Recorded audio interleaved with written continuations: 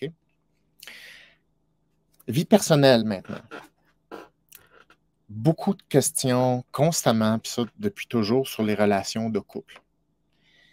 Les relations de couple, c'est vraiment une partie importante de notre vie. Et être malheureux dans sa vie personnelle, dans sa vie de couple, dans sa vie amoureuse, sa vie intime, ça a des impacts généraux.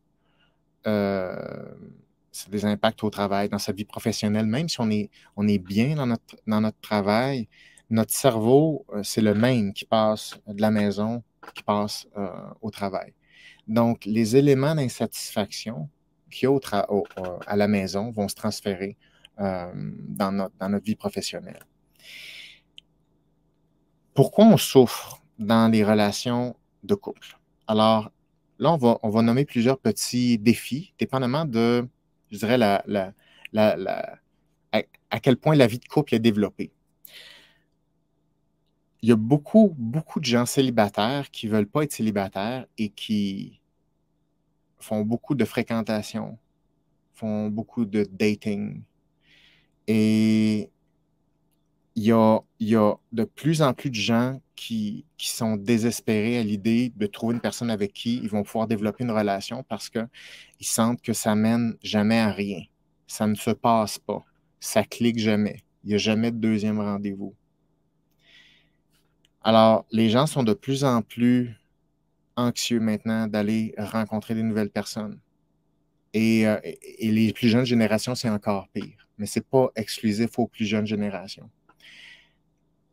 Dès les premières rencontres, il y a des éléments qui doivent être en place dans les premières secondes de dialogue, idéalement. Évidemment, la communication, c'est jamais parfait. C'est pas parce qu'il y a des erreurs qu'on ne peut pas renverser les choses. C'est pas ça. On peut toujours renverser les choses. Mais évidemment, plus ça part sur des bonnes bases, dès les premiers instants, plus je peux dire, là, la magie s'opère, si je peux dire, là, relationnelle.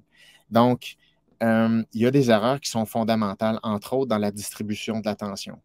J'entends beaucoup, par exemple, d'hommes qui n'écoutent pas. Ils pensent qu'ils écoutent, bien évidemment. Tu leur poses la question, est-ce que vous écoutez? Oui, tout à fait. Mais si tu les filmes, ça dure environ 1 seconde, 3 secondes d'écoute. Donc, c'est pas uniquement les hommes en passant, mais souvent, par exemple, des hommes vont avoir tendance à plus prouver. Donc, ils vont parler beaucoup, alors que ce n'est pas le bon mécanisme dont on a besoin. Surtout pas dans les premiers instants. Entre autres, dans les premiers instants des dialogues, c'est très important d'avoir une vulnérabilité qui est partagée parce que c'est la vulnérabilité qui va prédire la relation. Donc, la première variable à manier, c'est la vulnérabilité.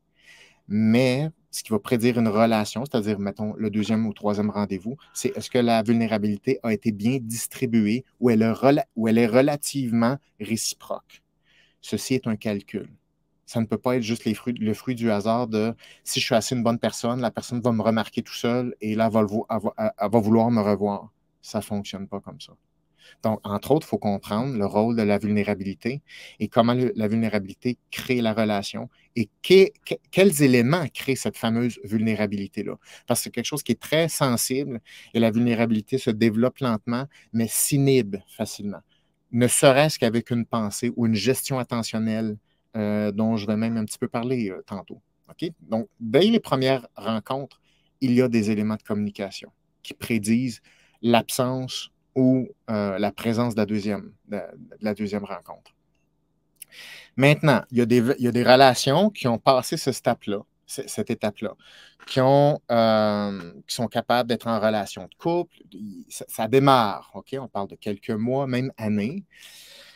Mais il y a des étapes à un couple. Il faut passer à une autre étape, plus sérieux, où l'engagement est plus avancé de part et d'autre, où on se voit à long terme, on a des buts communs, où il y a plus d'implication, donc plus de vulnérabilité. Beaucoup de couples ne sont pas capables, en fait, de plus en plus ne sont pas capables de passer de la phase fréquentation à une étape plus sérieuse. Qu'est-ce qui fait ce passage-là d'une étape à l'autre? Ceci est directement en lien avec les habiletés de communication, directement.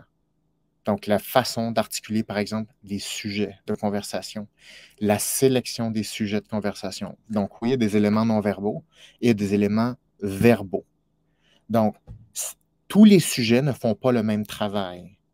Donc, la question, c'est est-ce qu'on sait de quel sujet parler avec la bonne personne? Souvent, et ça, c'est ce que j'ai remarqué, dans le trois quarts des conversations que j'ai analysées, dans les gens que j'ai coachés, autant hors atelier que dans les ateliers, la plupart des gens se trompent de sujet de conversation. Ils veulent parler à une personne importante, ils ont une bonne intention. Le sujet n'est pas le bon. Si vous vous trompez de sujet, ça passe dans le beurre. Et pire, ça crée de la résistance parce que le trois quarts du temps, ça va être un sujet de surface. Parce qu'un sujet, là, c'est articulé avec des couches. OK? Donc, tu peux avoir des sujets de surface et des sujets de plus en plus profonds et ils ont une racine. Donc, cette racine-là, c'est les sujets importants. Mais la question, c'est quel est ce sujet-là? Est-ce qu'on connaît ce sujet-là? Est-ce qu'on peut y arriver ensemble? Est-ce qu'on est capable d'en parler ensemble? Donc, pas comprendre, pas connaître un bon sujet de conversation ou ne pas y accéder en sécurité fait en sorte qu'on ne pourra jamais résoudre des enjeux et on ne pourra jamais passer à l'étape suivante. Parce que ce qui bloque l'engagement chez les humains, c'est le fait qu'il y a trop de sujets dont on n'a pas parlé suffisamment. Et ça fait une espèce de couche anxieuse qu'on n'est pas capable de laisser aller.